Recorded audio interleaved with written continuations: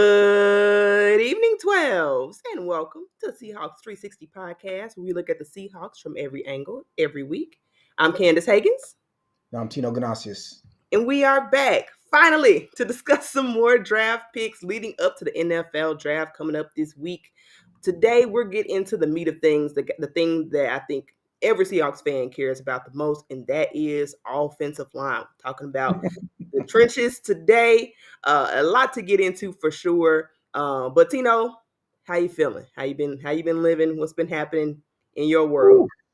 Let's see. Well, besides the standard, I think what folks are going through right now, trying to escape to some football and some baseball. Clearly baseball.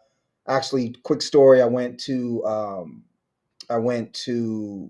Tri Cities, which is about an hour away, and watched the Mariners High A team play Tri Cities, which was a ton of fun. Solo mission. I've been known to go to baseball games by myself. Enjoyed that. Got me some Popeyes on the way home, which I don't get here in Walla Walla, which was nice too. So, Happy for you. yeah, but As a football Southern wise, girl, happy for you. right? Football wise, I will tell you that I've really zeroed in on a handful of players that I really want to see the Seahawks take. Mm, Specifically, rounds 1 and 2. We've both believed that they should be going interior line really hard in these first couple of rounds. I believe that even more so now. And I know we'll get into it a little bit here, but it's going to be very interesting. I think this might be the most pivotal draft for this regime, right? Because I think this can really dictate, if you have a bad year next year, or we blow 3 of the top 4 picks, or they don't show a ton of ability and progress year one, I think you still have to ask some real questions mhm. about John Schneider. And Coach McDonald has an influence on it too, right? And good coaches will still make those players good, even if they're not great players when they're drafted. So this is a really pivotal draft for me. And I'm excited to get into it with you. The draft has always been something that I used to take the day off for the NFL draft just to barbecue, have friends over. One of my best friends who's a professor at Seattle. He was a huge Browns fan, and I have memories of watching Johnny Manziel and Justin Gilbert get picked that year. It's just the draft is a good time for obviously for football fans, and excited to get into it with you. Yeah, no, for sure. I completely agree with you because I believe the way they handled free agency sort of pigeonholed them in the draft. And one thing I've been able to applaud them for, I'd say over the last 3 or 4 years, is they were very intentional about going out and meeting and checking every box. They Mm-hmm. checked every box that was crucial, in terms of needs going Mm-hmm. into free agency. And that gave them the flexibility to truly pick the best player available. They didn't do that this offseason for whatever reason. Mm-hmm. I get their arguments in terms of value. Obviously, that's what John argues. We'll see.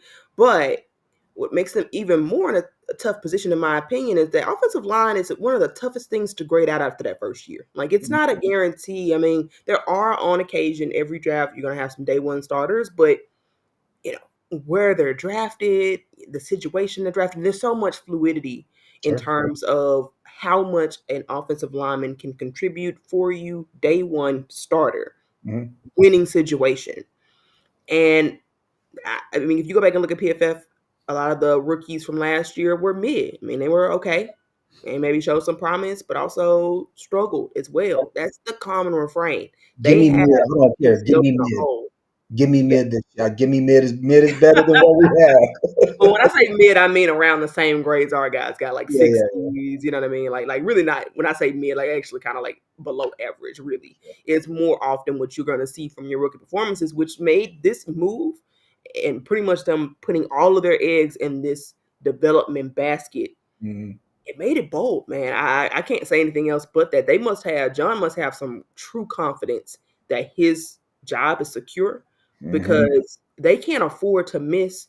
I don't think they can afford to miss on a single pick in the first 3 rounds, the way they went with this offseason, in my opinion. A lot of They got pressure. five picks in the first 3 rounds. I think they got to hit. I think they got to come away with Three. 2 starting offensive linemen. Mm, So if they came away with 2 starting offensive linemen and a defensive contributor or a number three wide receiver right off the bat, right? I'm okay with that. I know you're going to miss sometimes, right? Right. Or you have someone who's more of a 2, 3 years down the road sort of player, a developmental piece that you really truly believe in that has really high upside talent. That's okay. But if you don't come away with two starting offensive linemen out of those first five picks, I don't care who the other players are. That's a failure to me. Yep. Straight failure to me. Um, Great. do we get into the guards then? Is that what we're doing first? Yeah, we might as well. We're talking about it. I might as well get into some of the guards who you like most. I got top five, so I'm Mm. curious. I'd love to start out with you, because I think I have a bit of a my list might be controversial. I'm curious to see how we match up. All right. So what I find interesting, one of the things I find interesting is, and I don't know, this is more of a philosophical question, but Mhm. sometimes when I hear about linemen, their flexibility positionally, it makes me wonder, like, why are they being moved around? Are they not great at the one position? Sometimes it's because, the five-star left tackle graduated and now they get to play their position, or the five-star left guard, or whatever it is. But sometimes it's, you don't really know, right? And so drafting for flexibility, like Gray Zabel is a good example, right? A lot of folks have mocked, guard Gray Zabel out of North Dakota State, 6'6", 312. He's played a lot of positions, 5 seasons, left tackle, right tackle, left guard, right guard. Um, they've mocked him to the Seahawks. Yeah. And this is a guy who's not incredibly athletic. He did have a 9.3 broad, but is not seen as an incredibly athletic lineman, but he's technically sound, right? He's kind of the stereotype, if you want to call it that. Hmm. Um, that doesn't excite me. Now, Graze, and again, this might be my own philosophy. This might be my own biases coming into it. But if you can't tell me he's like incredible at something, doesn't have that elite skill at something, you're going to spend your top pick on a player who you don't know is going to be great. You spend a first round pick on a guard. I want that guy to have all pro potential, personally, right? I think I love Tyler Booker. He's my number one, and I get that Tyler Booker did not test out wonderfully at the combine. I know he didn't test well at the combine. I know the whole thing, but he's strong as an ox. He's really really good on in zone runs, which is what Kubiak wants to do. And he's a road grader. Give me a road grader. Give me someone who, if you can, again, here's the M on my cap. If you can establish a positive running game, a lot of things are born out of that, right? Play action is born out of that. You can create artificial separation with the wide receivers and the tight ends with a good running game. To me, this team is going to want to start with the running game. They're going to want to punch you in the mouth. And I think Tyler Booker is that guard. Now, I like Donovan Jackson. I know he's an Ohio State guy. I think Donovan Jackson would be a good addition, especially if you can get him round two. Um, how you pronounce this? Savainea? the Yeah. the lineman out of Arizona. I like him too. Another big dude, more of a pass blocker, but is a big body, right? Um, I like getting either of those two in the second round before I like getting Gray Zabel in the first. To me, I don't want to spend a first on Gray Zabel because he's able to move from guard to tackle personally. But my first choice would be Tyler Booker, establish the run game. You get him at 18, you install him at guard. You let Christian Haynes and an old boy compete at the other guard position. Maybe you sign some scrub off the street to compete as well. You find yourself a center. You are starting to establish an identity. Tyler Booker is an identity establishing draft pick. He will say, "We are trying to do this," right? And that's what I want to see out of that first pick on the offensive line. Clearly, you don't love Tyler Booker. I'm anxious to hear what you have to say. Ding, ding, ding, ding. You hear that? That's the bell. All right. It's about to go off. All right. Here we go. It's about to go down. I actually do not have Tyler Booker anywhere in my top prospects. Okay. I understand who he is on paper. I Mm-hmm. really do. Mm-hmm. Um, Maybe it goes back to philosophy. I'm actually, I do want to speak to your point about philosophy, because I'll make clear mine, and so I think we're aligned in certain ways, because Mm-hmm. I 100% get, and I think your point is very valid. A lot of times I feel that way. I feel that way with your tackles that played tackle in college, but then they got to transfer over to guard because they have physical limitations for whatever reason. Mhm, I'm mhm, always a little bit leery of those. I have other standards, really tall guards. They kind of scare me because of the mhm. leverage battle. But Yeah. I think I can, and there are certain circumstances which I've agreed with you because one thing that stands out to me, I used to hear Ray Roberts talk on Seattle 10. I know you listen to Seattle 10, but I used to hear Mhm, him talk a few years ago about how he wanted somebody who like majors in that position, like not mhm. moving over the center to the what you call. And so I think there's true value in that. I think what makes Gray Zabel um, a top prospect is more about I think the versatility is a plus. I think it's more about his movement skills and just how great of an athlete how great of an athlete he is. I Mhm. value that more in the modern NFL than the road grader, than the guy who's got the physical traits. I feel like the Seahawks have drafted a lot of guys who have a physical burly presence, right? I guess maybe it's because I've seen so much of it. I've seen Mhm. the physical guy who on paper has all the tools, but how it translates doesn't translate well. I've seen them flop on that time and time again. Now, not to the quality of Tyler Booker, obviously, because we know that they don't invest in the draft capital Right. that way to get that top tier on paper guy. But I feel like I've seen them fail close enough, too much in my opinion. I think they've actually hit more so on the draft picks that were movement guys than Mhm. your road grader, mauler types. And New regime though. What would you say to someone that says new regime, different philosophy, different offensive line coach? Does it still apply? The previous mistakes, do they still apply to this current draft? The well, the only GM is constant the would same. be Schneider, right? The The only GM is the same, so yeah. okay. I GM is see. the I same. don't. I get there's some. I mean, Pete Carroll obviously played a role in that. I'm not, and Tom Mhm. Campbell did too. I'm not going to pretend like that's not the case because it Right. definitely is. But I also would say new regime, but your Tyler Booker doesn't fit. I know you mentioned that he would fit this scheme well. I can't disagree more. He's a gap man mauler in terms of getting into space and getting you blocking out. That's not Tyler Booker, and so I don't think he fits the scheme He at had all. well, no. See, I disagree. I think he has the footwork and some of the skill to he may not be a great second level guard, right? He may not be your guard that's getting out in front. But as we talked about before, your guards don't have to match. Sometimes having two different types of guards is a good thing. The other guard might be the one that gets out in space more. But I'm telling like for me at least, if you've got a guard who is that strong and that nasty and that mean that can guarantee you in short yardage, you run behind that guy, like I grew up watching like Larry Allen and them, right? Where it was you knew if the Cowboys needed a yard or two, it was a guarantee because the dude was that good, right? That's the kind of thing that I think Booker can bring. I want to make another point though, which is I think the NFL is, the NFL goes back and forth, right? It's Mhm, there's always different trends. And I think that watching what the Lions did, not talking about style of running game, just the running game and its importance, mhm. right? Yeah, I think the running game is becoming more important again. And I whatever agree. style of, running game you want to create, I think it's really important to have it. It's really, really important to have it. And so, you know, and I don't believe that Sam Darnold is a great passer. Now, you might argue that means we should bring in more pass blockers to help him to augment his talent. I would Mhm. argue let's just lean on the strength, hopefully what becomes a strength, which is the running game, and go from there. Right? It's for me, I want to see them establish the run. I think they want to establish the run.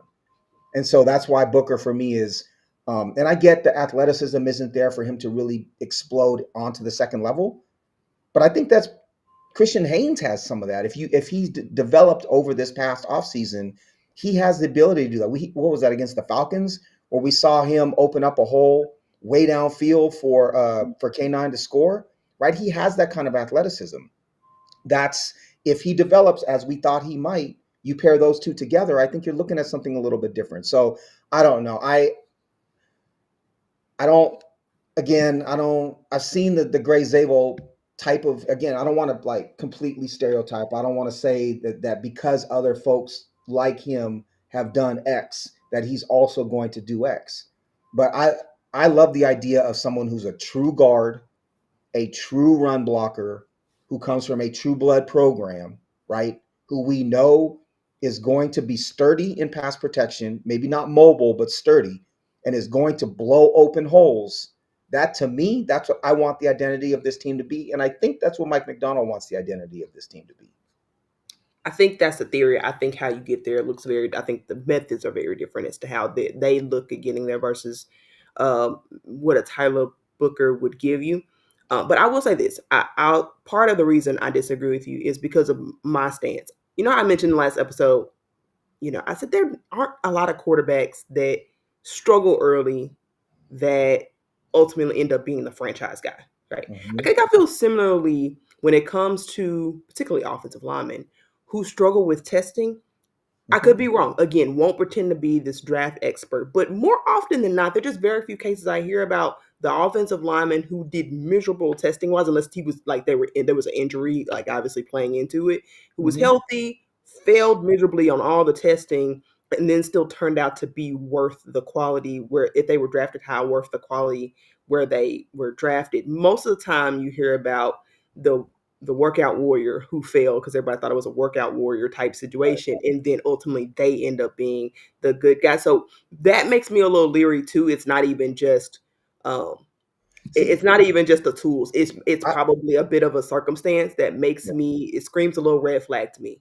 I would say if you're at corner, if you don't run, sub 4.5, Mm, unless you're playing some kind of soft zone scheme where it's about reactions. If you're a wide receiver, right, and you see these wide receivers running, I know people can bring up Jerry Rice, but you see these wide receivers who are running, above 4.6, right. 4.65, whatever. They're not creating separation, right? Or even at tight end. You've got some tight ends can function with bad 40 times, but those are the kind of post up, types of big body types of dudes that are just going to wall off space. They're not going to be explosive. I get the idea that you have to test to a certain point typically. I think the one place where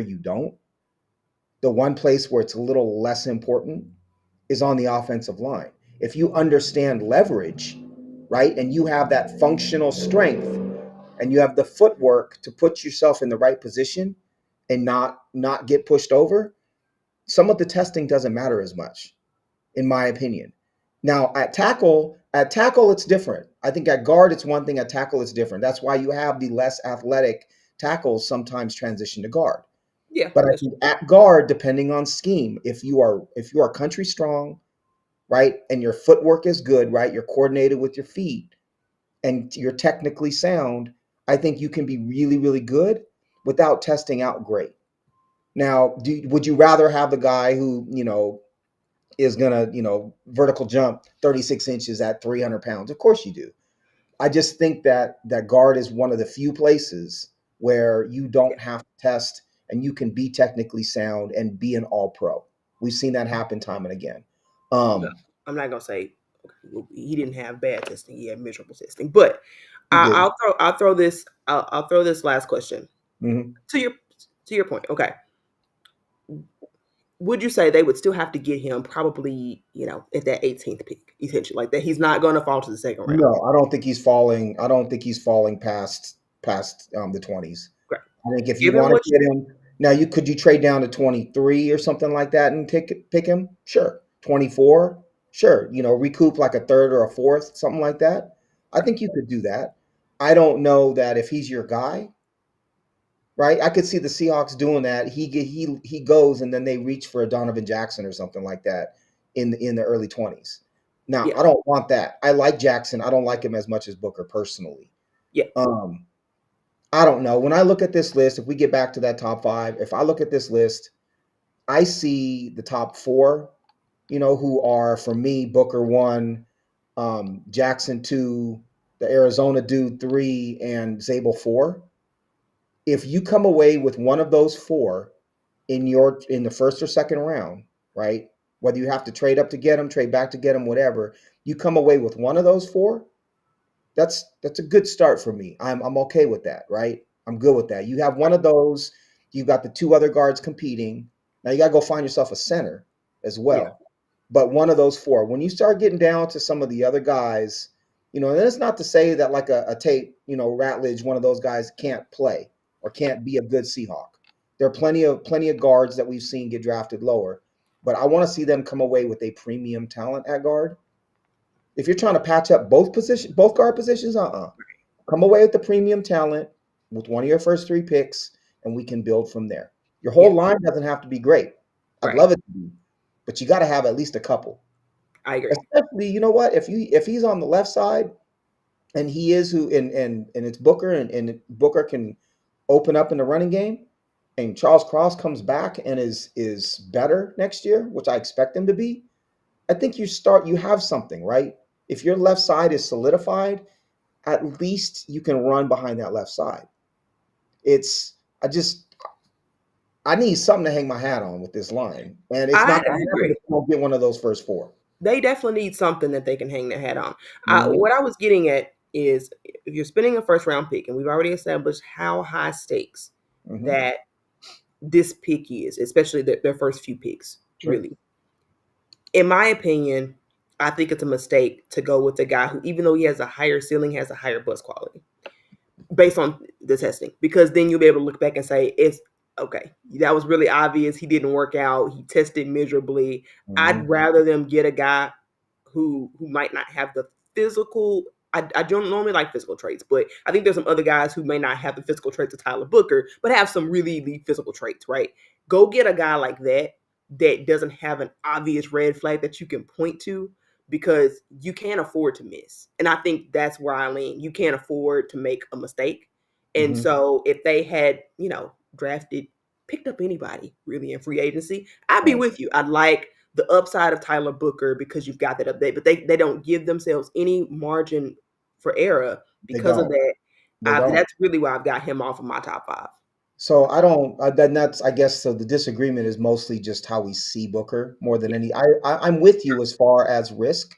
yeah, I think the disagreement is I don't see him as a risk. I see him as an above average run blocker for sure, mm, with the ability to again just use his size and strength initially as a pass blocker, at least not let the pocket collapse, and then we can build from there, from a technical standpoint. Now let me give you a scenario that I like even better okay, than this. okay, I would love, and I know there's some repetition with this, but I love, so Josh Connerly grew up in South Seattle, where I'm from. Went to Rainier Beach, right? One of my rival high schools where Jamal Crawford, Nate Robinson, and them went. I went to Garfield. And Connerly I've known about for years, right? UW was trying to recruit him. mm, But he's like one of those uber athletic left tackles, right? mm, What Charles Cross was kind of supposed to be. yeah, yeah, Like just feet that you would never imagine on a human that size, right? His ability to dance, right? His ability to shuffle, just incredibly athletic. And then he put up it says he put up the best 10-yard split for any offensive lineman at the combine, which was a 171. Played left tackle at Oregon. Now, granted, it was a left-handed quarterback, but that doesn't matter, right? 6'5", 311. He just fits everything. Josh Simmons may have been the number one offensive tackle at Ohio State before he got hurt. Watching Ohio State, being a Michigan guy, watching Ohio State, that team was completely different when Simmons went out, right? mm, So what I'm suggesting, I think, well, Campbell's gone, Kelvin Banks is probably gone, Membu is certainly gone. mhm, But here's what I'm suggesting. If you took a Connerly, or because Connerly and Simmons, to me, are better talents than any of the guards, right? Even though I think they're more talented than any of the guards. I think they're more talented than Booker, and especially Connerly. But in my opinion, if you drafted one, and the other thing is you're going to have Cross's contract coming up soon, and right. Lucas for that matter. And I would rather have talented tackles than good guards and no tackle play. I just think that if you whatever their board, however their board falls, my board falls with Connolly and Simmons above the guards. I would consider taking one of them and having them play. You might even be able to play them at guard for their first year or two to get them Mhm, kind of acclimated, right. and then have them take over one of the tackle positions. Abe Lucas, week 4 is going to be out anyways. And I just, to me, take, yes, I think focus on offensive line, but take the most talented, in your opinion, the most talented offensive linemen and go from there because you're going to have a need at both guard and tackle coming up here real soon. And again, my rankings, I have both Simmons and Connerly higher than Booker and Donovan Jackson and the rest. That's an idea. That's what I would consider doing. I don't know if that's something the Seahawks would do. I don't know what their medicals say with Abe Lucas, but you could have great guard play if your right tackle is trash. Doesn't matter, right? If we're rolling, what's the old boy, the 6th round pick from last year out of Finley in Ohio? What was his name? The number 65, the right tackle. Curran? Why are we not remembering? Curran? Finley. No, no, no, no. No, no, no. The I know who you're talking about. Yeah, Oh man, I'll look it up. why have I forgotten him? The brother that was playing at the Division 3 school. Yeah. I got it. I'll get. Why am I blanking on him? I But would beat if we myself have up for him, it too. if he hasn't developed the way we wanted him to, and we have him at right tackle again, we might as well not bother Michael Jarrell. We might as well not. What are we doing? So again, for me, if you take the best talent at guard or tackle, and you work with it and you figure that out, that's that would be my number one choice. Do I think they're going to do that? I don't. I think they're probably just going to go with the best guard somewhere in the first 3 picks. Probably identify the one that they believe in the most and try to pick them as low as they possibly can. But I don't know. I love the idea of bringing in a talented tackle and working from there. I can't say I love it, but I understand it. I can't say I love it because they've got an absolute sieve at guard, and I think they're solid at the tackle positions. I think you got to fix your weakest link, and that's the guard spots. But I understand the philosophy. Again, if they had just a little bit more room margin for error, I'd be with you. I don't disagree with you at all. I just can't. I would understand it, and I'd be okay with it. Obviously, wouldn't be upset about it. Think it's a smart strategy. I just wouldn't love it because I think doubling up. I mean, I don't know. I think you'd Let still me probably be in a similar position that you were in last year. Um, let me ask you this though. Let me ask you this. If you are being realistic, if you gave, you got John Schneider and Coach McDonald in an office and they were being 100% truthful with you, when is the true window for this team to compete in the playoffs and win a Super Bowl? When is that window? I Right? don't know, man, because now I'm in a. I knew the answer. Now I don't. Too Right. many question marks on this Right. team now. Right. So if and then the question, I know what they would say about Darnold. I know what I would say about Darnold. I guess what I'm getting at is I don't see a true window to win with this team. Even if you drafted a guard, the guard was great, the offense was pretty decent. You're not winning a Super Bowl with Sam Darnold and some of the other pieces. You're just Mm, not. yeah, And so for me, I would be drafting, building towards a Super Bowl window 2 to 3, between 2 and 4 years down the road, right? That's when you can truly look someone in the eye and say, I think we're going to compete for a Super Bowl. That's the soonest, in my opinion, the soonest. And that's assuming you have great quarterback play or above average quarterback yeah, play. right. So if you're planning for 2027, 26, 27, 28, 29, right? When some of those defensive pieces I think are going to be at their peak. When that line hopefully gels and has some continuity and is played together for a couple years. I'm just stockpiling talent at that point.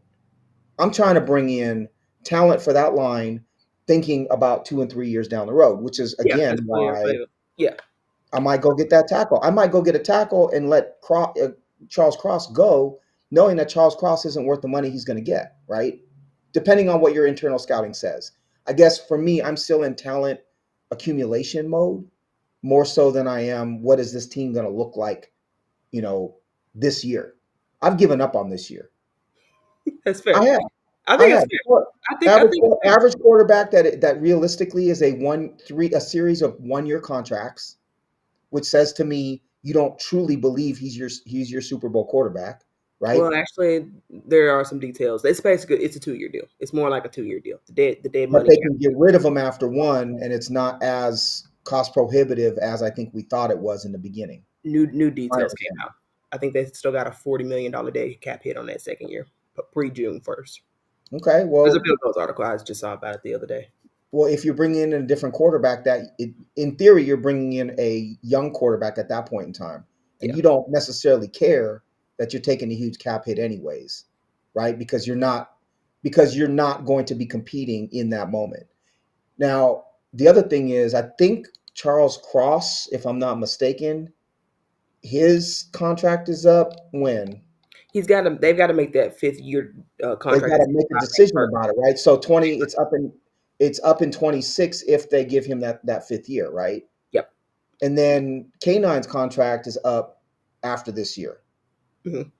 And so you got all these decisions to make that I think, have to shape your draft, right?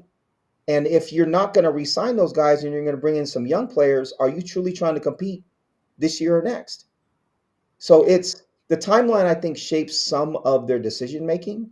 And getting back to the interior line, to me, you go and get, because you don't know if either of those tackles are going to be your tackles of the future. I think you are assembling the best talent on the offensive line you possibly can, in my I'm opinion. gonna, I'm gonna say I think this is another situation I can't disagree with your line of logic, and sometimes I've been on that side of the coin. The context is different for me, Mhm. particularly with the interior offensive line, because there's been so many drafts, I'd say the past 5 years off the top of my head, where it's been a really there's been a talent deficit. And so I won't assume that you can get talented guys in the same positions next Agreed. year the Agreed. same way that you can. And so I think I agree. every year there's consistently some tackles that you Mhm. can lean on, especially if you want to trade up. There are guys out there at the tackle positions, but the guards, the centers, sometimes those are a barren land. And so from the context of that situation, I think that matters even when I agree, they're not competing for a Super Bowl right now. I Mhm. just don't think you can assume that you'll get better talent later. I think that mindset has messed them up quite a bit. I also would argue they need continuity more than anything else. So you need to pay Charles Cross Totally. regardless, because continuity has also been a problem. And had they kept some of the guys, frankly, that Mhm. they let walk out of the door because they were being cheap, had they kept a Ethan Pokey, had they kept a Damian Lewis, I mean, I know he's Yeah, overpaid, but had they kept them, they would be in a better position right I now. agree. So I think they got to stop letting guys go. I think Content we're matters. I think I on think paper, we're saying you're I right. think we're saying the same thing in a lot of ways. I think you keep Cross, you let Lucas go, right? Mm, that's fair. I also think if you were I'm thinking you get two of these linemen in those first two rounds. Mhm. I would rather see them go Simmons or Connerly, and then who at like Savainea, or I don't think Donovan Jackson falls that far. Maybe the Seahawks have high grades on one of the guards below those top four. Whatever the case is, if you got a legitimate first round tackle and a guard you believed in, Yeah, I think that you need tandem to is get two. better. I think you need to get two linemen coming out of those first three rounds. Yeah, I just don't know if it's best to go guard and then something else, yeah, or if you take the talented tackle. But I think we're on the same page. I'm not saying mhm, don't draft offensive linemen. right. I know. Believe me, Saying get believe BPA, me. We are BPA in co that position. we are co-driving that bus. I'm just saying, is there a tackle that you can secure that makes sense and challenging the thought process of what does this lineman do for 2025? Because I believe really we should be thinking, what does this lineman do for 26, 27, and 28? Yeah. Okay, I think that's fair. I Mm-hmm. okay. So here's controversy. So I got my top five. I Sure. like Jonas Avea. I've got him as my top guard. Okay. Something about I this like guy. him. I I think like I him. think I love his physical traits. I think I love his intangibles. I think I love his nastiness. I love his build.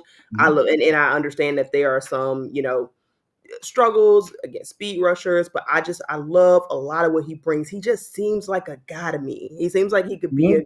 guy that can ultimately make a difference on this team. I think he's got a fairly high floor, and of course, I prefer a high floor. Got a fairly high floor, but I also think he's got a high ceiling with some proper coaching. Right, Yeah.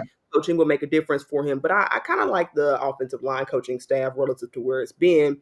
But I just like the more I watch the guy, the more I like, I can't put my finger on him, but he just seems like somebody that you can hang your hat on, like you said, Yeah. somebody that you can hang your hat on. You know, this guy's going to do his job. Um, the physicality he plays with, the what this team is trying to build. I think he Hmm. represents that. Obviously, not to a Tyler Booker like level, Hmm. but I just kind of think he's underrated. Honestly, like people don't really talk about him a ton. Right. Um, and I'm So do you take maybe there's him? a reason why, but You I'm take not him at 18? Or do you take him at 18, or do you trade down and take him? Or are you talking about in the second round? Doesn't I matter. would trade down to the second round. I'd trade down to 2020. I think you got to go get your guy, man. I mean, you got to go get your guy. The Hmm. whole reaching, who does well, I mean, we killed the Lions for their draft, and when they drafted Jamar Gibbs and they drafted Jack blanking on his last name, the Campbell, Campbell. the Campbell. linebacker, Yeah.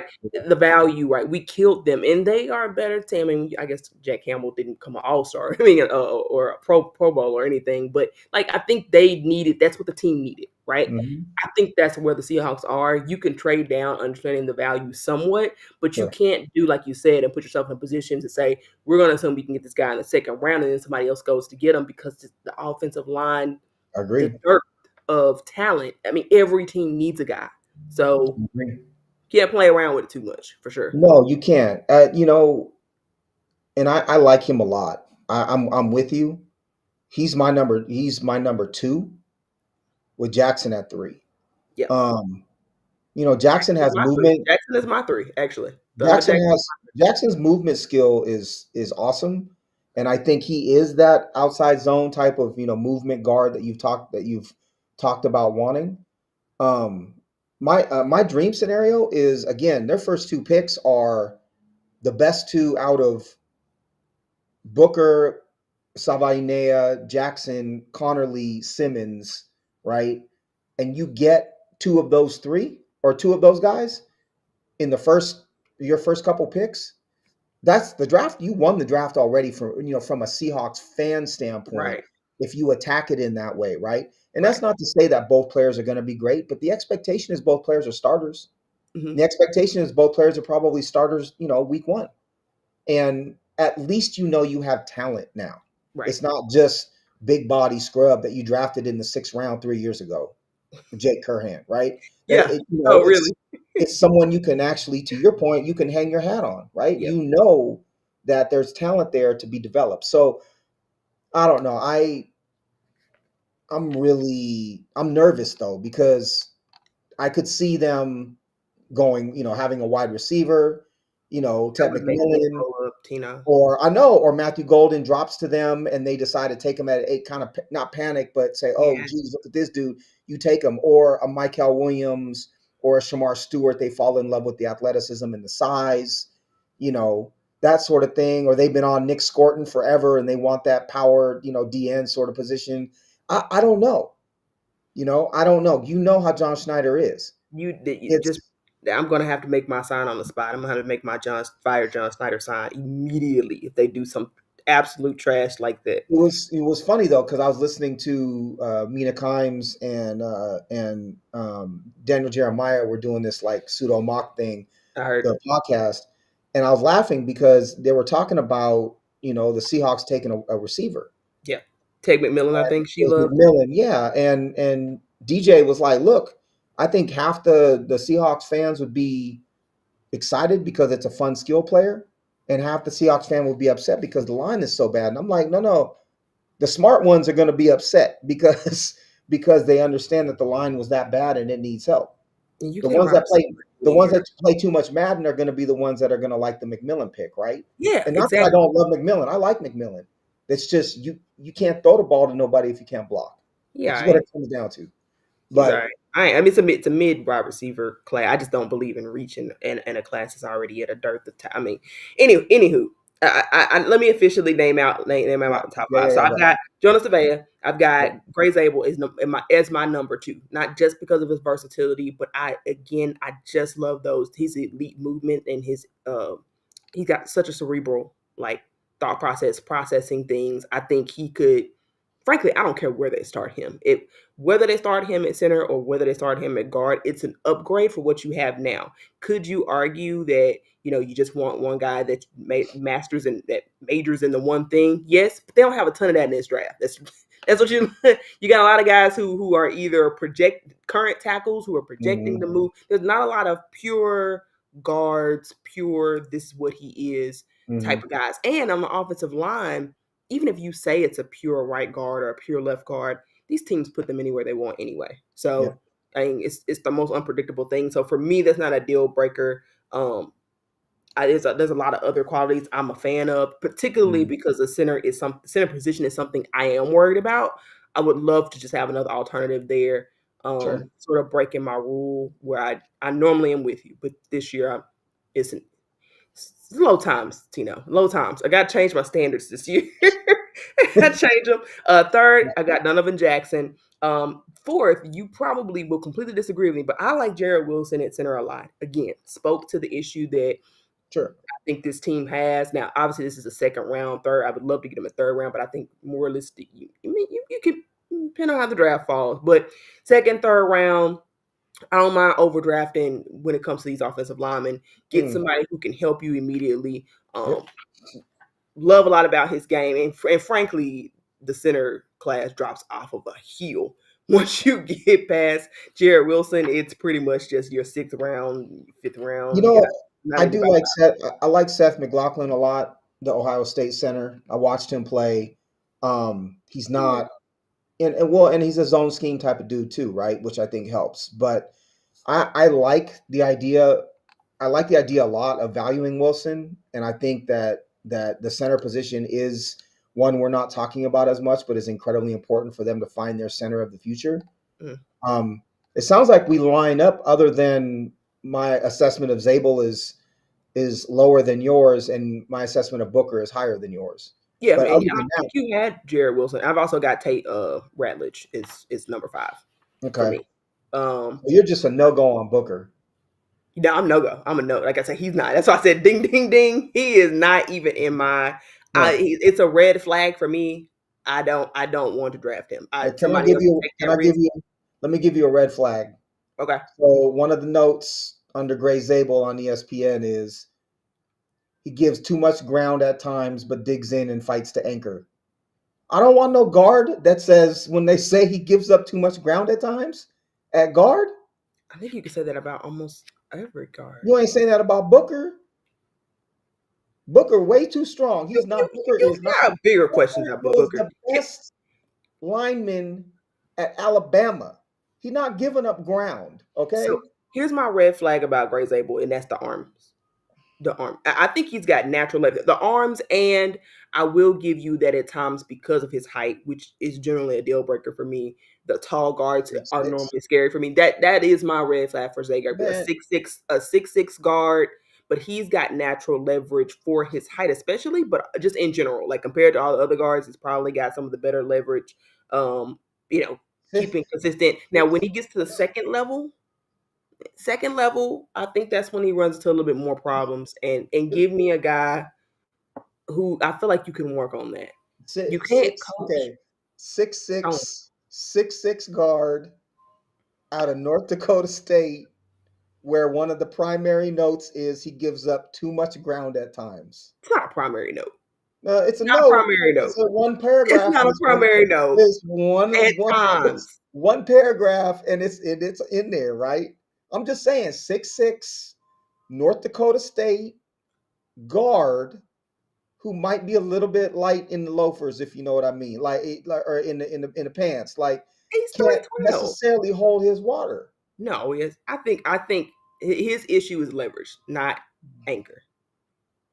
He's got it. He's got Either one, either one. it It's just matters. It I don't. matters because I feel like anchor's harder to coach into than Give leverage in me terms give of me that. Sabalinea, right? Like a nasty, 6'4", more squat, more fire hydrant type. That's gonna be I mean. agree. Give me Booker, who's a nasty road grader. Give me who's the other one? Give me Donovan Jackson, who you know, Big Ten running game, gets out there in space, can get to the second level, played some tackle, right? Like, Booker can't do any of that. That's no, why Booker's just gonna blow you up. Booker's gonna blow up the D tackle, is what he's gonna do. if he's fast enough, You don't have to be fast, you just have to be yes, you strong. do against these. Yes, you Yes, but do. you also have to be strong, man.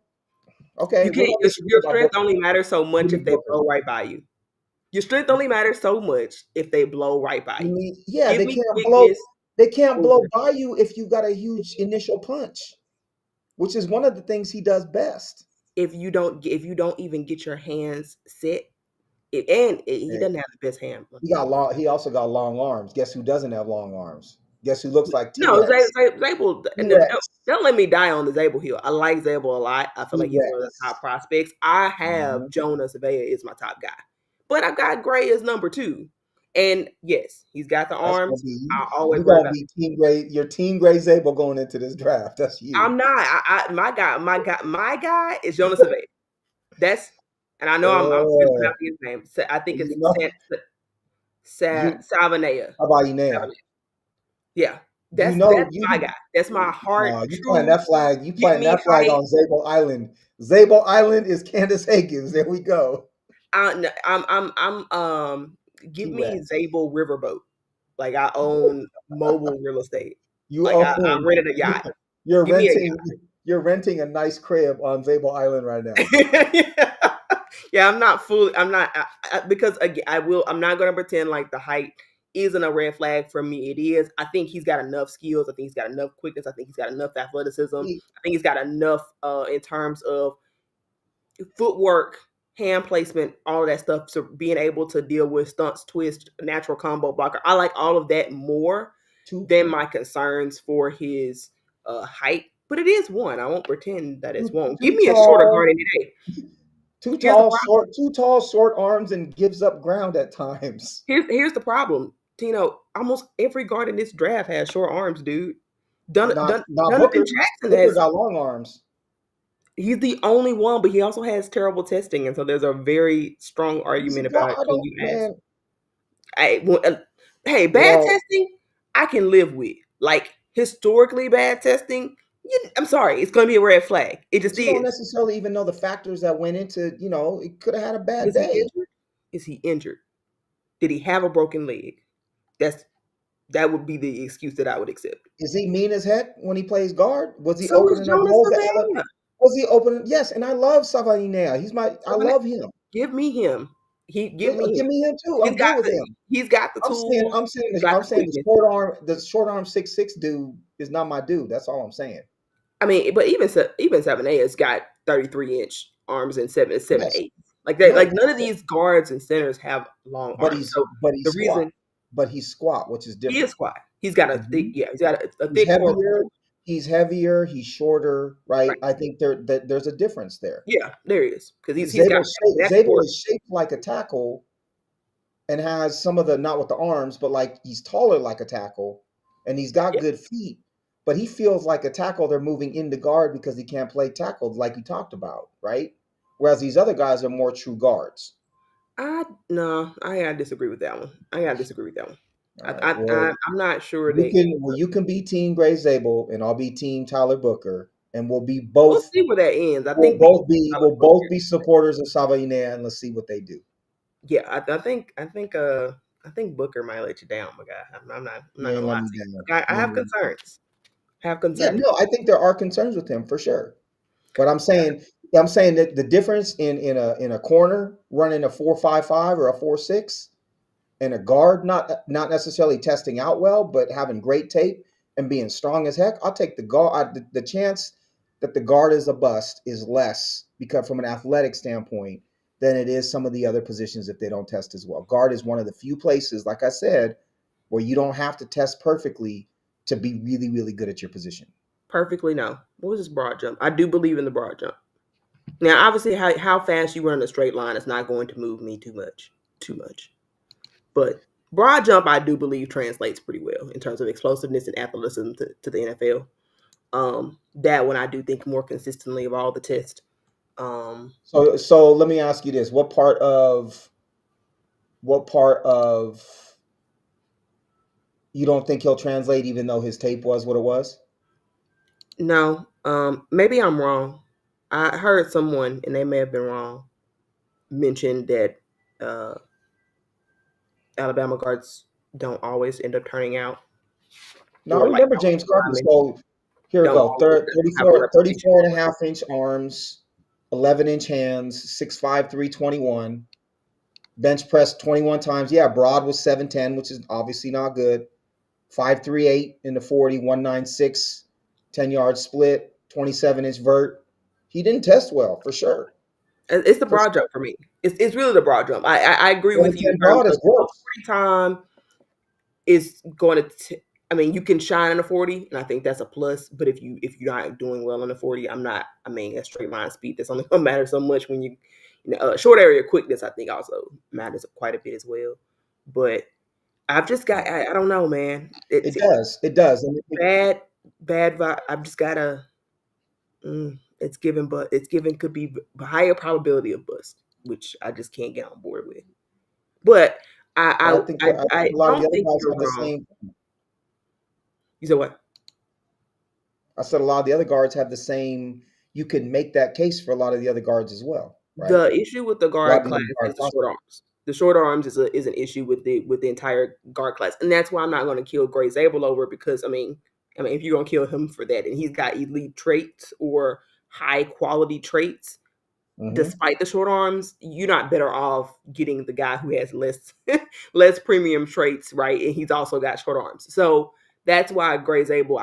If there were options that weren't, longer arm guys, if we had more of that in this class, I'd he'd be further down on my list. But because Right. that's not an option, and because that is I have to be driven by need here. John Steiner has forced me in a corner Hmm. that it's a factor. It just for me it has to be. Even though yes, they're not actively contending right now based on the moves that they made this past off season. Hmm.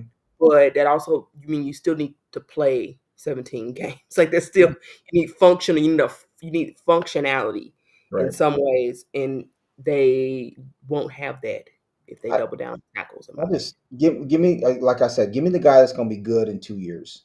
Give me the guy that's going to be good in 3 years. I would rather, if they're not going to truly compete next year, I would rather they tank and find themselves a real quarterback than than be 7 and 10, 8 and 9 or whatever. Picking the teens, not have a shot at a great quarterback, and then just be stuck with Darnold again. even if they get a premium guard, I don't think that means that they won't tank. Won't be so bad they have to tank. Well, we'll see. The They're not a defense, beast. the defense going to keep them in games, right? We It's hope. going to come. It's going to come down to Darnold, as far as I'm concerned. I But just, that's a bigger picture topic that we can talk about. Down the road too.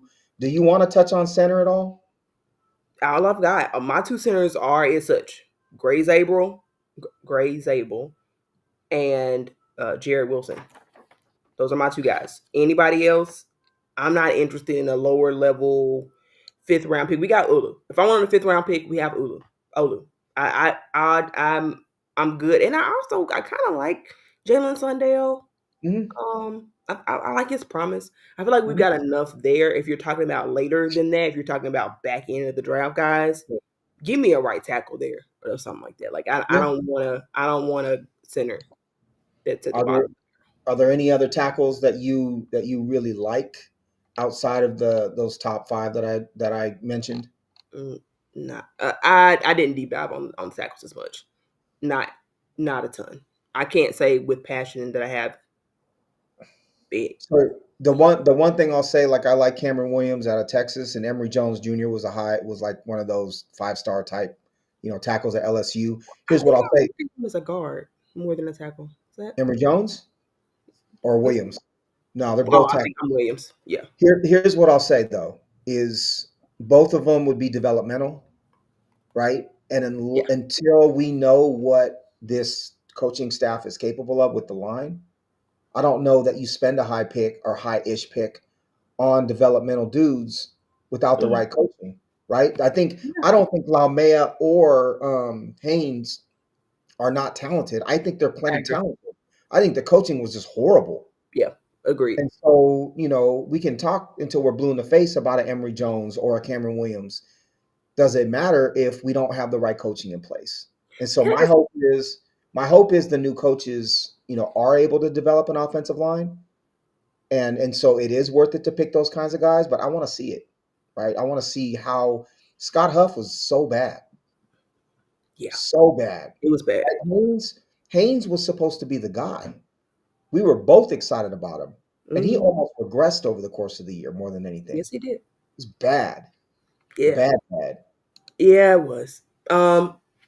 Do we That want also is what upsets me the most about this strategy, going all in on youth when you have no track record of being able to develop talent and you're trying an entire new offensive coaching staff right now. to? To me, again, it's awfully bold. It Uh, is. I still think they sign a couple of dudes. I don't know if they're going to be impactful at all, but I do think they have to fill out this roster by signing a couple of people on the line. Do you want to go running backs or tight ends or tight ends, okay? tight ends. Got a couple. Okay, I don't. Well, What let's is ask your a take on question. them drafting a tight end at 18 versus a, offensive lineman? If they're drafting Tyler Warren's, he's not falling at 18. So you're talking about a Colston Loveland type of guy. Would you want him at 18? First of all, I don't think he's making it to 18. I don't think either of them are. Loveland, Um, I if think he fit, I think the two are so different from a um, kind of type of tight end, right? Where Warren is like this Gronk type beast mode, overwhelm you with physicality and speed. Can be an inline blocker if you need him to be that type of dude. That's who I would want. That's the type of player I would want for the Seahawks because I think they want to build around the running game. If they had a different type of offense, then I know that Kubiak likes the tight end, and I think Loveland would be a good fit. But when you pick Colston Loveland, you're kind of picking a big wide receiver more so than a tight end, right? A skilled one.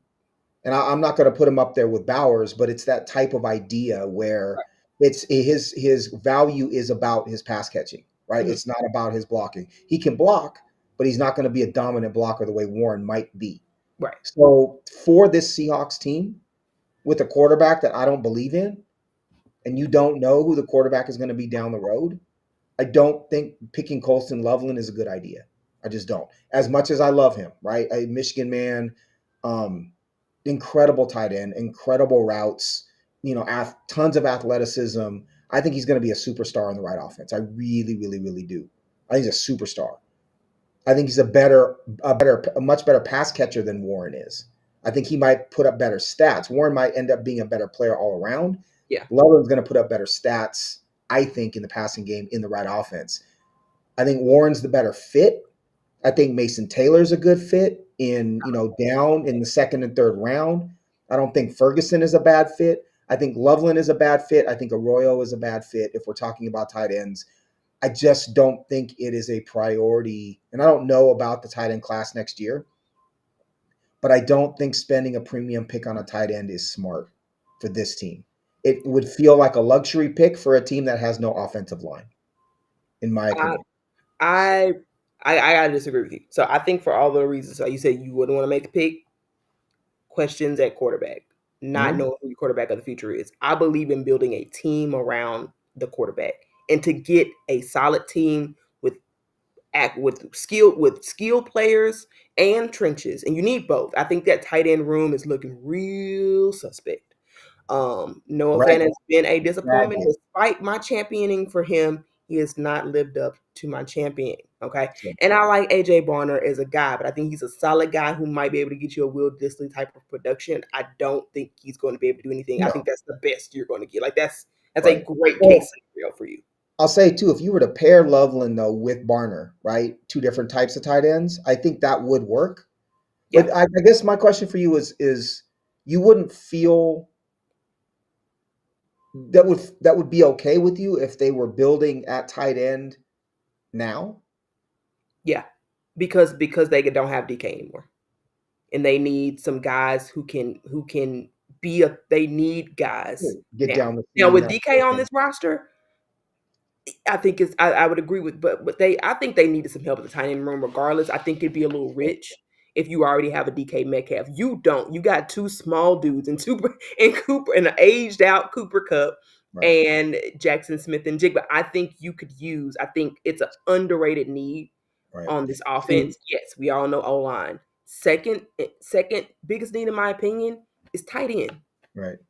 I think that's a again it it illuminates, I guess, the philosophical difference. And I don't disagree with you necessarily. My approach is you don't have anything without a line. So you build from the line out, right? I love what the Lions did is is the way that I would go about it if it was up to me.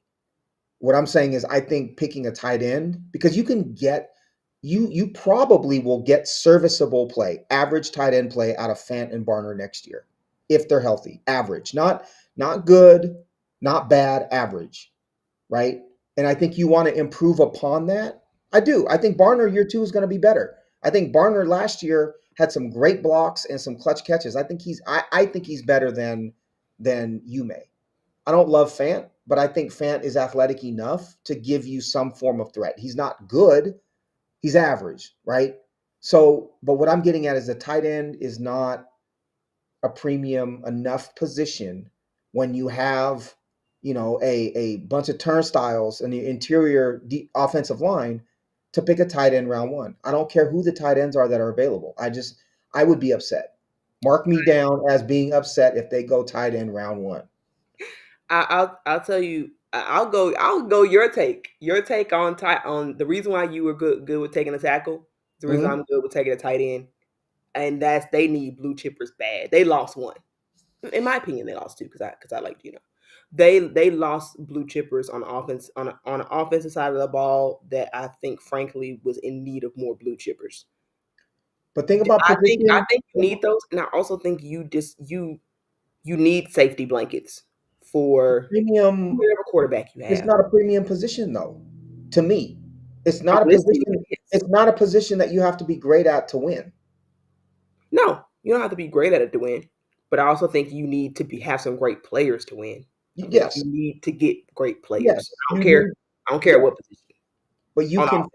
offense. I just I believe line is so much more important than tight end. That's just me. And I agree with so you. Yeah, now I'm I want the premium players on the offensive line because a premium offensive line and above average skill position players can win. Premium position players and a below average offensive line is not going to win. Can I talk you into Loveland followed by Jonah Savanea? Because that's Yes, what I'm looking at. as long as your one of your next three picks, meaning one of the second or third rounders, is another offensive lineman. That's fair. Like I said before, if you get two of those handful that I talked about, right? One of the top four guards and maybe one of the top five tackles, you can do whatever you want with the rest of it, right? You can go D line if that's where you think where the need is. You can go safety if you think the need is there. You can go even receiver or tight end if that's where you think the need is. If you have a player you believe in and you've already gotten those two linemen. If you do not have two linemen who are starters soon, maybe not immediately, but soon, out of those first five picks, it's a failure to me. I I'd rather think see them take three or four personally. I agree. That's just me. Yeah, I agree. I'm with you. So I think we're a lot of line. I have a little bit Yeah. more flexibility on order than you. I'm not rigid about order per se. Now I agree that it Mhm. needs to be top five picks, so order somewhat matters. But I think Yeah. you need to take care of an offensive need Sure. at first pick. I, Does it have to be? Does it have to be O line? No. If you got a guy like Loveland that falls to you, in my opinion, I think you take that play because it's the best player available. Like he's better sure. than a lot of your guards at this point. Get Sure. that talent Sure. and then double down on your offensive. Like take care of that side of the ball with Mhm. those first three picks. Do that, and I'm in love. I mean, that's probably one of the better case scenarios you get for me because I do think and I worry about how easy it is to defend this team based on the offensive weapons. Again, I, I'm looking at functionality, no, right? I'm with you. I'm with you though because Loveland is can be a an intermediate to deep threat. Right. right? I saw him at Michigan go up the sidelines and or take a short pass and there's some yak to him too, Yep. right? Like if you can and they have to create space for JSN and for Cup. Hmm. They do.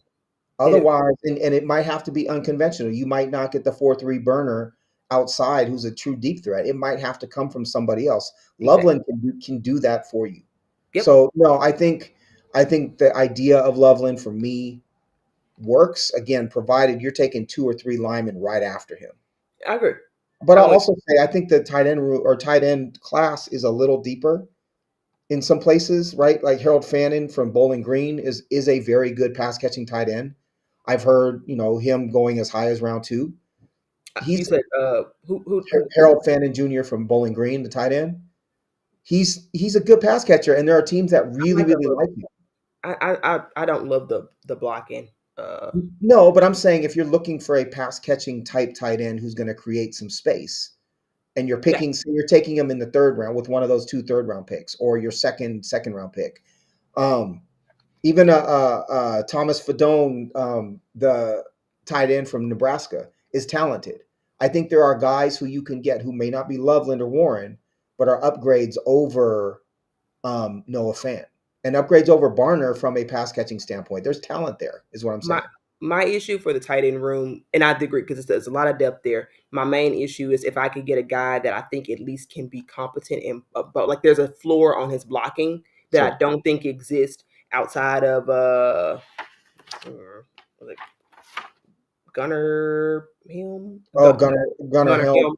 from I Texas. mean, I put him down as a guy, a specialty guy that they might consider because of the offense that they run and the importance of blocking from that Mhm. standpoint.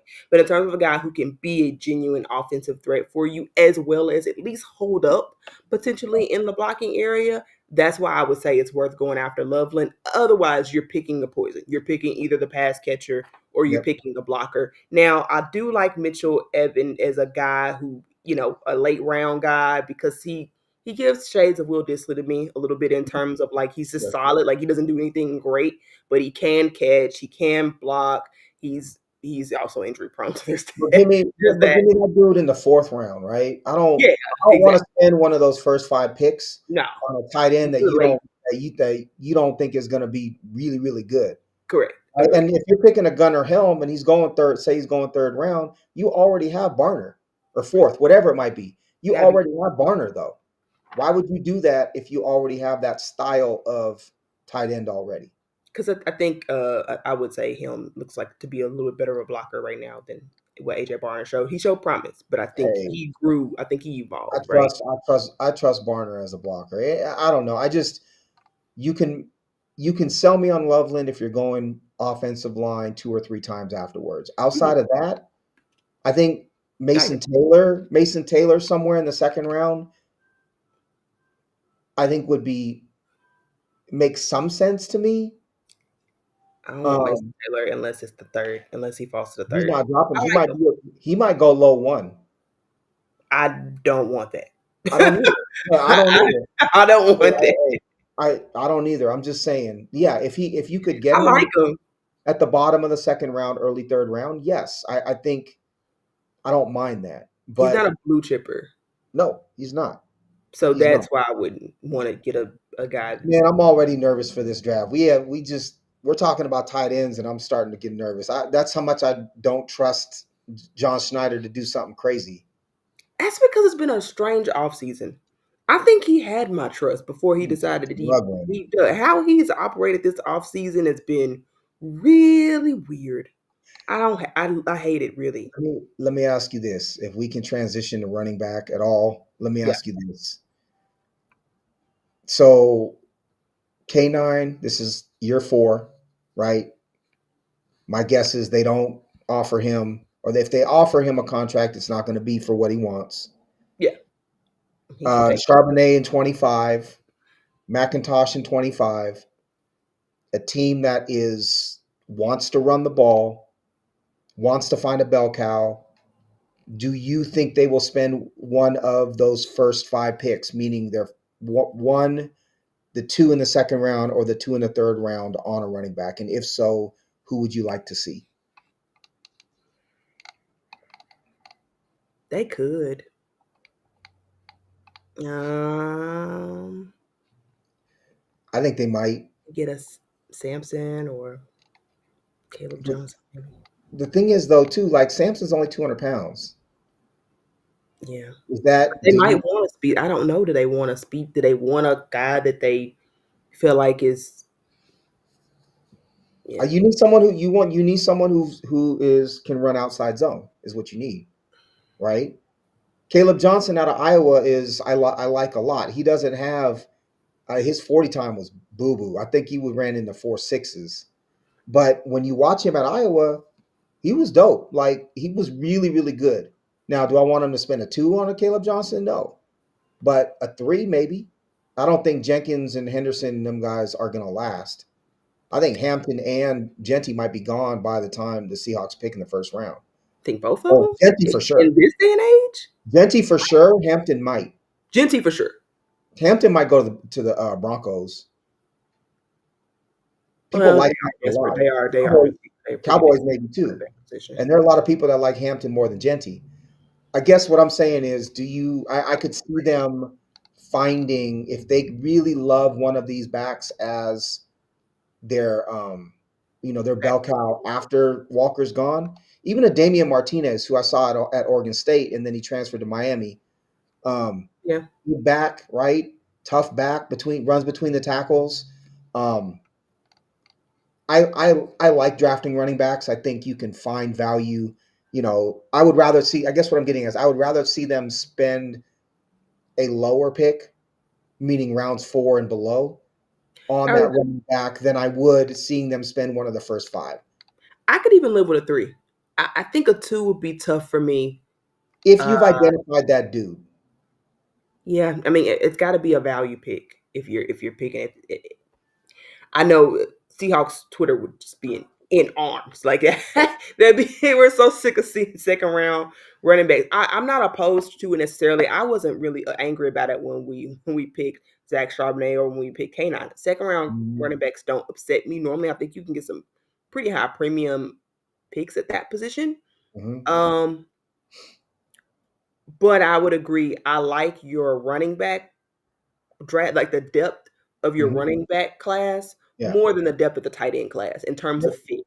I yep, think you can get more guys to complement your room later in the draft, whereas yep. tight end, because after you get past, Warren and Loveland, then you're picking a specialty at that point. I think you've got more all around solid guys who can do a few different types of things well. Maybe not elite, but well. There, So there are a like, lot of yeah, there are a lot of guys who I think you could pick, see what you have, and then make a decision. Pick in the fourth, fifth round, right. see what you have, make a decision about that guy next year Yep. when K9's gone, right? Yep.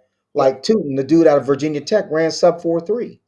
And you watch his tape, that dude can fly, but he's got power too, right? Yep. In that kind of outside zone scheme, Hmm. if you can get that dude a crease, that's Yeah, the he's kind of hard. guy that I would much rather they pick a player like him, round 4, 5, 6, Yep. than spend a three on, on a Samson or, I like Caleb Johnson, but don't spend a three on him. Right. So I know we were going to talk about running backs. Live with it, but I like a lot of these running backs. I do not want them to value. Again, I go back to if you're spending a pick on a running back instead of a lineman, offensive lineman, or defensive lineman, I got issues with you.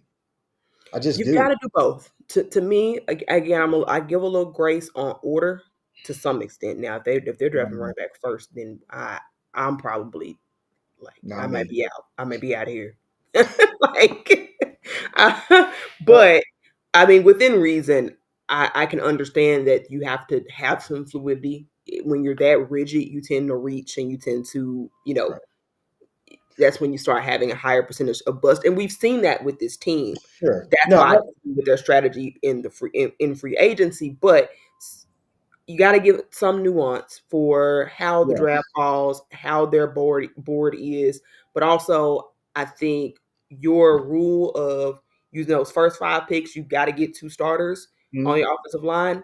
If you do that, I also would probably feel better about the running back thing if they also gotten a tight end, just because I think again bigger need for the tight end. But I would even take if you feel like it's an elite guy who you Mhm. can blue chip Yes. player who you can build your team around, and if he falls to third, you could talk me into it. Wouldn't love it, but I I'm with you though. Like if you've got a guy who's high on your board, right? I'm saying Seahawks, right. and it's at a position that's not necessarily that glaring position. Mhm. Yeah, I'm almost always a best player available dude, right? Right. I But it's a believe weird. that's how you build. You build in the trenches and you take the best player available. But it's harder to do that when your line is so bad, which is why Yeah. again, if you spent your first two picks on offensive linemen and you came away with two guys that were really your guys in that range, do whatever you want Right. after that. Agreed. Go best player available for your next however many picks. If you are able to address the line first, I Yeah. don't care if they pick a D tackle, if they take a D end, if even if they took an off ball linebacker, right, or if they took another corner. I've seen them get mocked at corners at times. Whatever it might be, Yeah. it's take if you don't take care of that offensive line, you ain't got nothing. And they That's what I'm can't wait till the fourth. They can't. I mean, they've got, like you said, they've got to get rounds 1 through 3. Yeah, it can't Got be to get Darrell. It most can't be high goals for them. Laumea. Yeah, it can't be them dudes. No, you got to get Um, premium talent at that spot. Can't just keep trying to develop bottom of the barrel dudes when it's never worked for you before.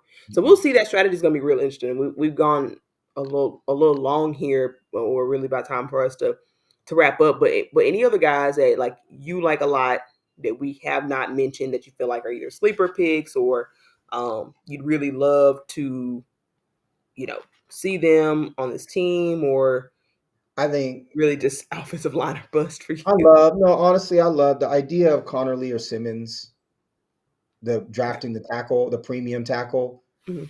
I love that to me makes because as much as I like Booker and Savainea, I think I don't want them to pick that dude at 18 because I don't think 18 is the right spot to pick that guy. I think, at 18, if you're taking a guard, that guard has got to be someone you really believe the there's a higher than like 50% chance that he's an all pro at some point. Yeah. And I don't know that I can say that. It would be guessing if I said that about Booker or Savainea. I Yeah. would be hoping, right? Whereas you pick a talented left tackle, the there's a different sort of upside with that. And I think that, if you were to solidify that tackle position or you had two tackles, that person and cross, it in theory should be easier to fill those guard positions down the road, right? You also have, I think, counting out Laumea and Haynes this early, I think is a mistake. They may end up being depth, but I think one of them may end up being a starter at some point. So I don't know. The more I think about it, the more I go through it, I would love to see one of those guys fall to them and take them. I really, really, really would. If they take Booker, if they take Savainea, even if they were to take, I don't, if they took Donovan Jackson, I would be happy. Zabel less happy, but I'd be at least thankful that they addressed the line, and I just hope that their ability to evaluate talent is that I'm completely off base, right? I don't I'd know be why willing. you're Zabel hate. I don't get your Zabel hate. It seems like Yeah, Zabel hate. the T Rex man, like those blow up. I think here's how I think of him. That's You, every guard, man. hold on. At Halloween, you seen those costumes, the ones with the fan that blows them up to Yeah. make them bigger. You seen the Yes. T Rex one? They Yes. got a T Rex one that stands there with the arms looking like this. He's a little pasty, right? If you get my drift. And the T Rex is looking like this, bobbing around, doing this thing like this here. I don't want that at guard. I I just don't. don't. It's the whole class, man. Donovan Jackson isn't that much better. About the Donovan, same. no, but okay. So maybe part 33 of and the a half. bias is watching Big Ten football. I saw Donovan Jackson really dominate on the offensive line. I also saw him play tackle, which isn't to say I want him to play tackle. He replaced Simmons when Simmons got hurt. I don't want him to play tackle, but it speaks to his athleticism, right? That he was able to do that and do it effectively. He was the MVP of that team last year. Yeah, he It wasn't the definitely got. quarterback. It wasn't Jenkins. It wasn't even Jeremiah Smith. He was the MVP because the line was the reason why they lost to Michigan, the offensive line, and the line was also the reason why they ended up holding up and winning the championship. Donovan Jackson's a player. I I don't like think him as much as Savanea or Booker, but Donovan Jackson is a player. I think the hate comes from familiarity. You're not as familiar with Zabel's game. No, I'm happy to embrace him, but his arms can't reach me. So It's not a big difference between him and Jackson, but you're willing to give Jackson more grace. That's what I'm saying. because Familiarity. he's also 6'6". Yeah. Okay. I give you So that. when you're tall and you have short arms, I get that. I get it's that. like being, it's like the dude in the NBA that's 7 feet tall, but his wingspan is only that of like a 6'6" dude. It don't help you that you're 7 feet tall. You know what I'm saying? Like we've seen Not the those players. same. No, but the idea is just that it's your height can be his height is a disadvantage at guard. It just is. Yeah, he's got good leverage, but absolutely, I If normally like to stay but away I from will guards who are tall. if they pick him and he's good, I will be very happy to admit that I was wrong. I would love to admit that I was wrong. I'm too old to not be able to admit that I'm wrong when I'm wrong. I will admit very openly because I want the Seahawks to be great. I want them to win another ring, right? It's just not the dude that I would pick. I'm not there with them. You're the one that's on Zabel Island. I'm renting property. Zabel Island. I'm You renting. got you I won't done purchase. you snatched up hella property on No, I Zabel didn't. Island. I got a couple of You got investments. you got a chunk. No, I'm just a couple of investments. I You got a chunk. like him. I think I don't. He's not my guy. My guy is John. They didn't let me on the island. I'm waving at you. I'm waving from Booker You can't Island. even see I'm me, man. waving from Booker Island to you You on can't, Zabel Island. you can't even see me. Oh, all right. Well, that'll pretty much wrap us up, man. We pretty much, I think our goal. I would have loved to get to more defensive players, but we all know that at this point, what this team needs right now, we trust the defense. We trust where they're going. We trust some of the moves that they've made. Mhm. I think they're solid. I think there's some spots you could talk about. Could they upgrade? Corner, Sure. safety. I think it's always a topic of conversation. But Well, and offense is really that's kind of make or break where they are right now. if I can say too, some of we didn't touch on it, but they are going to have to start to backfill some of those defensive positions, especially in the front seven as contracts start coming up, right? They've got to Yes, make a decision on Boye Mafe. If right. they're not going to pay Boye Mafe, they're going to have to bring someone in who they believe is going to be able to replace him. And they might need to pick that player now, right? Leonard Williams isn't young, right? Jaron Reed isn't young. So Right. they're going to have to figure out how to do that. I also know that they want a big, nose guard, Yeah, I was gonna right? say they need a nose tackle bad. Now that They do. they need a They nose do. tackle bad. Murphy can't But just keep doing that. but what I will say is, you know, if they spend more than one premium pick on any defensive position, in my opinion, outside of that big nose guard, I'm going to be frustrated because I think they need to focus on the offensive side of the ball, Mhm. right? Your defense is going to be good. You have talent on the defensive side. Yes, you need a nose tackle big time. Look at the impact that Tavondre Sweat had in Tennessee. That Yeah. was a guy I would have loved to see the Seahawks get, right? 360-pound nose tackle, strong as an ox, can't move him. That's a huge deal in the McDonald defense, and they don't really have it right now. Well, But outside of that, I think Murphy does a great job, but you love to see him get to what you're he not does best. you're not utilizing his explosiveness if he's Right. going to be that guy, Like, right? He can do it, but that's not why you drafted him. right. Agreed. It's not why you spent a premium pick on him. Right. I don't know. I think, yes, we need to start thinking about backfilling that defense because players are going to leave. But you don't, again, we both said it. You don't have nothing if you don't have an offensive line. So No. that's the direction they have to go.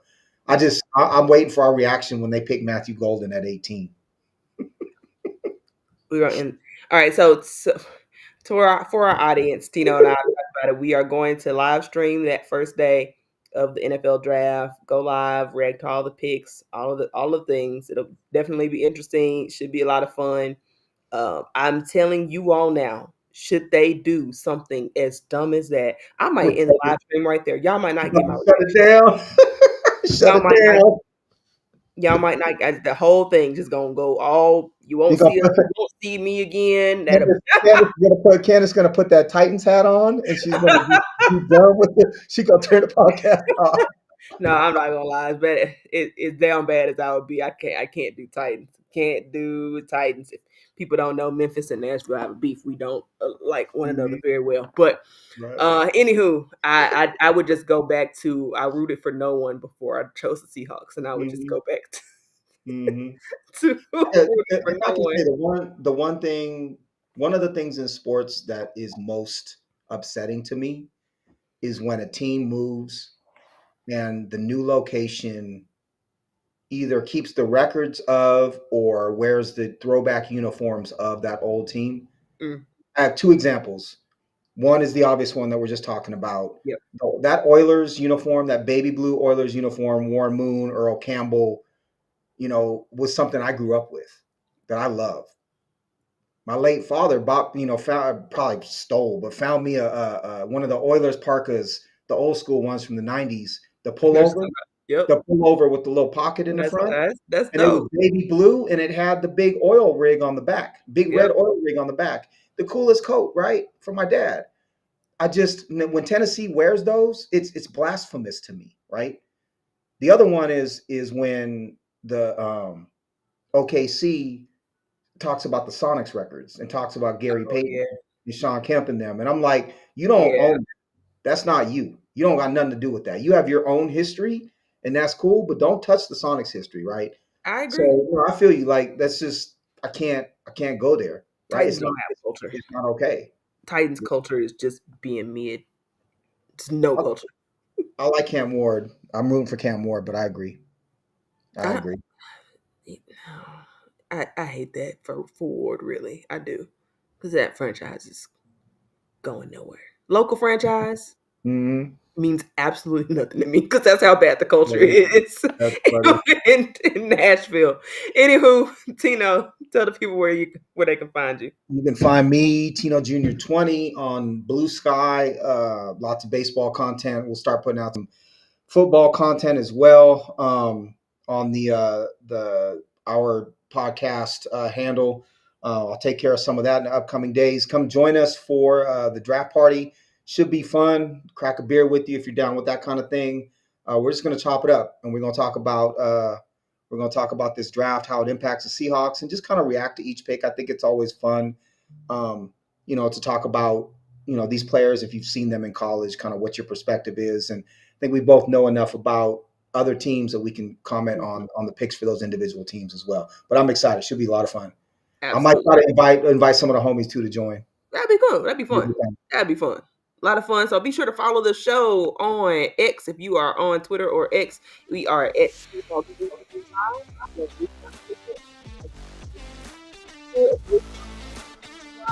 give us to hit that notification bell. Make sure you get all the updates because we are doing more content for you later on this week. So in the meantime, that's it. That's all the time we have for today. That's all. We're out. And as always, Go hard.